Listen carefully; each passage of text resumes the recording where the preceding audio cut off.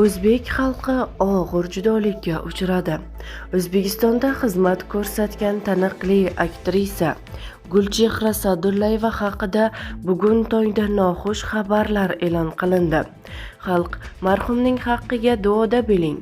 Assalomu alaykum hurmatli tomoshabin. Tezkor yangiliklardan birinchilardan bo'lib xabardor bo'lishni istasangiz, videomiz ostida bir dona like va podpisatsiya tugmachasini bosib qo'yishni unutmang. Taniqli aktrisa O'zbekistonda xizmat ko'rsatgan artist Gulchehra Sa'dullayeva bugun tongda 76 yoshni qarshi oldi. O'z davrining eng go'zal va mahoratli aktrisasi sifatida minglab muxlislar ko'nglidan joy olgan san'atkorning hayot yo'li faqatgina olqishlardan iborat emas. Aktrisaning tavalludi munosabati bilan uning hayoti va ijodiy yo'liga nazar tashlaymiz.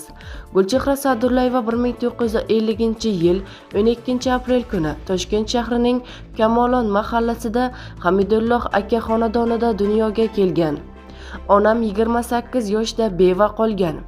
Juda baxtli oilada to'ng'ich farzand bo'lib dunyoga kelganman. Abdulla Qodiriyning yo'qki to'kilgan joy Kamolon mahallasida tug'ilib o'sganman. Mendan keyin shoira singlim, undan keyin ukam Baxtiyor dunyoga kelgan. Ammo hayotimiz birdan qorong'ulashdi. 6 yoshga to'lganimda otam rahmatli vafot etdi. Onam sho'rlik esa 3 bola bilan 28 yoshida bevalik to'nini kiydi. Onamiz sho'rlik bizni yaxshi hayot bilan ta'minladi demayman, ammo otam juda katta ishda ishlagan bo'lgan. Otam vafotidan keyin onam dovdirab qolmadi. Fabrikada ishlab, yemay ichmay 3 farzandni katta qildi. Onam kun bo'yi ishda bo'lardi. Biz esa Oliya buvim bilan uyda qolardik. Har kuni uyimizga notanish ayollar kelishi e'tiborimni tortardi. Onam ishdan qaytgach, nega uyga kiritdingiz deb yig'lardi. Bola ekanman, buning sababini tushunmasdim. Keyin bilsam, notanish ayollarning bari sovchilar ekan, ammo onam ularni hech biriga rozilik bermadi. Turmushga chiqmay, hayotini farzandlariga bag'ishlayman deb gaplarni mag'zini ancha kech tushundim, deydi aktrisa Gulchehra Sa'dullayeva. O'yinchoq fabrikasida ishlaganman. Gulchehra Sa'dullayeva bolalikda tortinchoq va nihoyatda uyatchan qiz bo'lgan. U fe'l uchun onasidan ko'p tanbeh eshitgan aktrisa nimalarga qodirligini isbotlash uchun kitobga mehr qo'yadi. Kitob uning nafaqat ilmini, balki nutqini ham rivojlantiradi. Onam rahmatli katta bo'lganda hech bir kasbning etagidan tutolmaysan degan gapini ko'p gapirardi. U inson nihoyatda mehribon bo'lgani bilan tarbiyamizga jiddiy e'tibor beradi. Shu boisdanmi tanbehlarni ham ko'nglimga og'ir olmasdim. Aksincha, nimalarga qodir ekanligimni isbotlashga harakat qilardim. Onam o'yinchoq fabrikasida ishchi edi. 3 oylik kanikulda men ham ishlayman deb fabrikaga ishga qatnardim. 6-sinfimdan boshlab yozgi ta'tilni fabrikada o'tkazganman. Onamga qo'shilib, qo'g'irchoqlarga qosh-ko'z chizardim, deydi aktrisa. Oy nurida Qodiriy kitoblarini o'qirdim, deydi aktrisa. Onam jurnalist bo'lishimni istagan. Gulchehra Sa'dullayevaning onasi qizini jurnalist bo'lishini orzu qiladi. Qiz esa jurnalistlik bilan birga tibbiyot sohasiga qiziqadi.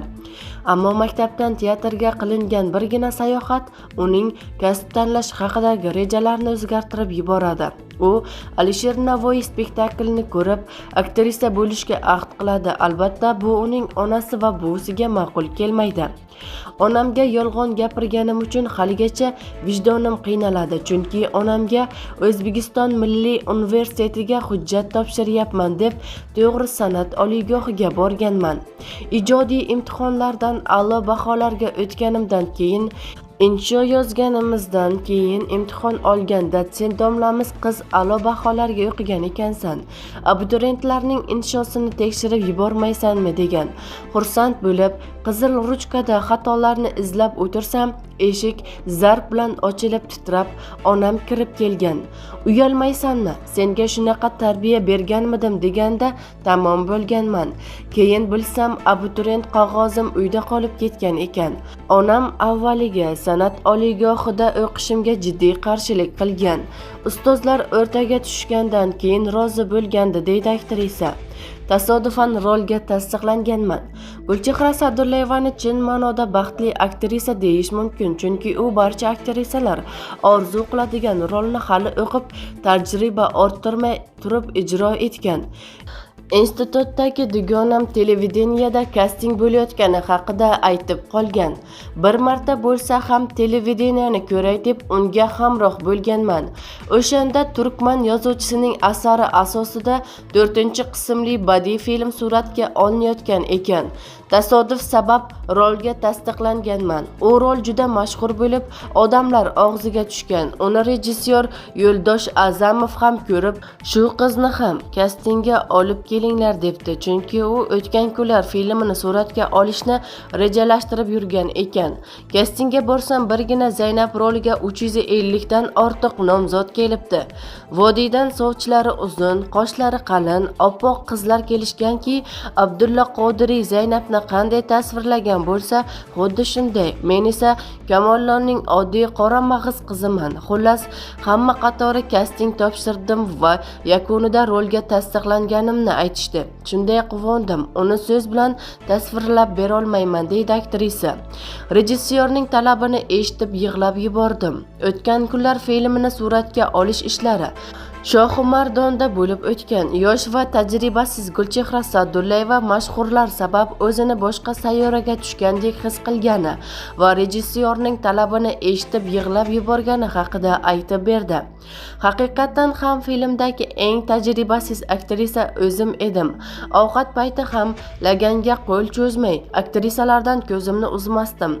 Ularni gapirishidan tortib o'zini qanday tutishi ham menga qiziq edi, ammo bir sahnada suratga tushishim juda qiyin kechgan. Yo'ldosh A'zamov Zaynab Otabekni sog'inib, yuzidan bo'sa olish kerakligini aytgan. Buvimning "Sen qiz bo'lasan, yuzimni yerga qaratmagin" degan gaplari yodimga tushib, bu sahnada suratga tushmayman deb oyoq tirab olganman. Rejissyorning jahli chiqib, "Sen aktrisasan" deganida, "Yo'q, oddiy ishchi bo'laman, ammo bunday qilmayman" deb turib olganman. Keyin o'zbek oyim rolini ijro etgan aktrisa Maryam Yoqubova "Mayli, kiyimlaringni yechib ber, o'zim o'ynayman" degan. Rolni qizg'andimmi bilmadim. Men xijolat bilan shu sahnada suratga tushdim, deydi aktrisa. Zaynab sabab onamdek kaltak yeganman. Kadrda Zaynab qiyofasi yanada chiroyli ko'rinishi uchun rejissyor grimyordan Gulchehra Sa'dullayevaning qoshlarini tartibga keltirishni so'raydi. Ammo bu jarayon aktrisaga juda qimmatga tushadi. Qoshimni terishgan. Buni ko'rib onamni shunaqa jig'iberoni chiqqanki, asti qo'yaverasiz. Rosa ta'zirimni yeganman, chunki onam va buvim sochlarimni kesishga, qosh terib pardoz qilishimga yo'l qo'yishmasdi, deydi aktrisa. Aktyor bo'lganimga pushaymon bo'ldim. Bir kuni shifokor bo'lmay aktrisa bo'lganimga juda qattiq pushaymon bo'ldim. Onajonim 8 yil yurolmay yotib qoldi. Bu paytda ularni yonidan hech kim qimirlamasdi.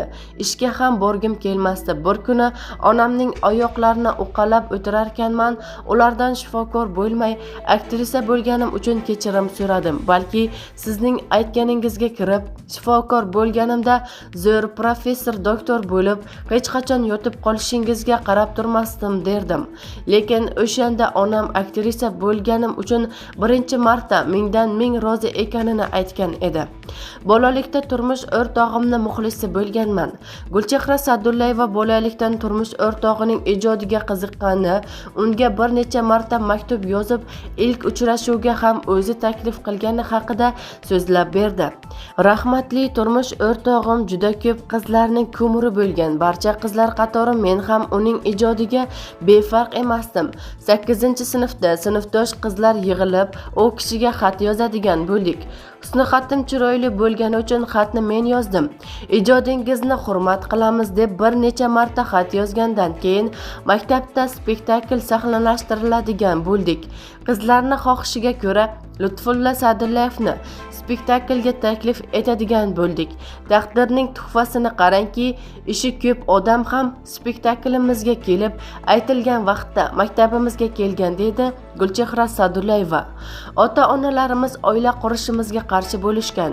2 yoshning muhabbat tarixi juda qiziq kechgan. Avvaliga kuyovning otasi aktrisani kelin qilishni istamagan. Keyinchalik Gulchehra Sa'dullayevaning onasi artistga beradigan qizim yo'q deb u yuborgan sovchilarni qaytargan. Qaynotam rahmatli jiddiy aytganini qiladigan odam bo'lgan. Avvaliga meni kelin qilishni istamagan. Keyin ko'chada meni ko'rib qolib, uylansang ham faqat shu qizga uylanasan degan. Qaynonam sovchilikka kelganda esa onam rad javobini bergan. Uyalib onamga dilimdagilarni aytolmay qiynalib yurganimda bir guruh teatr aktyorlari sovchilikka kelishgan. Ular sabab onam to'yimizga rozi bo'lishgan, deydi aktrisa.